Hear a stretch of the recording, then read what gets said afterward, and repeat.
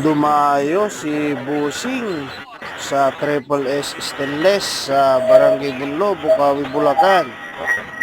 Ayan mga boss, sound check. Nag-install po kami dyan ng sandalan, spider design, at isabay pa natin yung side guard tapakan na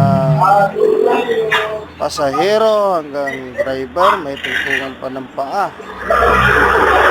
napakatibay, gawa sa stainless 304.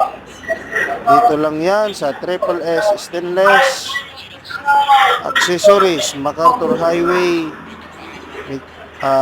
Bukawi, Bulacan. Thank you.